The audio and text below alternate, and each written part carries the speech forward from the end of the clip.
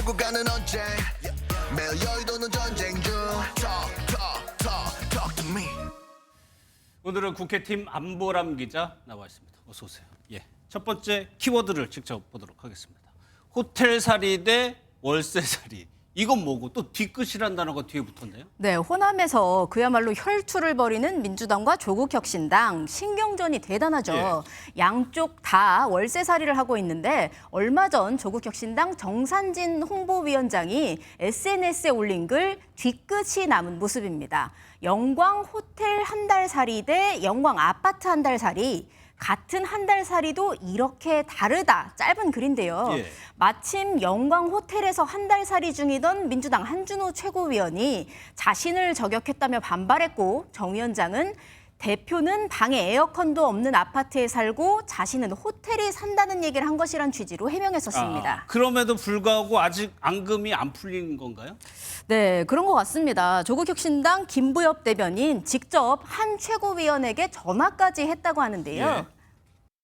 국민의힘을 비판하거나 민주당을 비판하거나 이런 내용이 전혀 없다.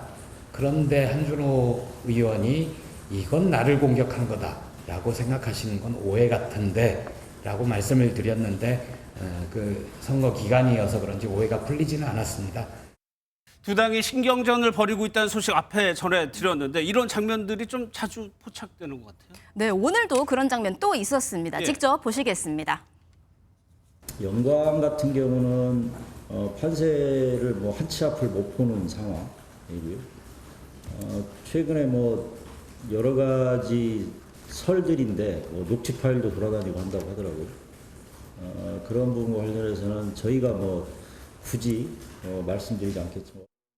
취재해보면 어떤 녹취 파일인지 알 것이다 이런 말도 덧붙였는데요. 넌지시 상대 후보에 대한 안 좋은 얘기가 있다는 걸 알린 셈이죠. 서로 우군임을 자처하면서도 선거에선 이겨야만 한 두 당의 싸움 더욱 날카로워질 것 같습니다. 예, 두 번째 키워드도 한번 보도록 하겠습니다. 이승만 전 대통령 기록에 도전한다? 무슨 기록에 도전하는 겁니까? 대통령의 거부권입니다. 앞서 윤석열 대통령의 김건희 여사 특검법 등에 대한 거부권 이번 주 행사될 거라는 전망해드렸는데요. 민주당 박찬대 원내대표 어제 한 시민단체 주최 집회에 참석해 이번 주면 윤 대통령의 거부권 행사가 24번으로 늘어날 가능성이 크다며 이렇게 말했습니다. 독재자 이승만을 추앙하더니 이승만이 세운 45번 거부권 기록을 새로 쓰고 싶은 것인지 묻고 싶습니다. 박 원내대표는 그러면서 깨어있는 시민과 함께 무도한 정권의 폭정을 끝내기 위해 모든 노력을 다하겠다고 했습니다. 예, 어제도 그랬는데 민주당에서 최근 들어서 탄핵을 시사하는 발언들이 좀 자주 나오는 것 같아요. 네, 그제는 국회의원 회관에서 민주당 강두구 의원 주선으로 탄핵의 밤 행사가 열리기도 했는데요. 민의의 정당인 국회가 탄핵을 주장하는 장소로 변질됐다는 비판 이어지고 있습니다. 특히 국민의힘은 국기문란이란 말까지 꺼내며 목소리를 높였습니다. 위헌 위법적인 탄핵 선동은 나라의 질서를 어지럽히고 민주적 정당성을 흔드는 국기문란 행위입니다.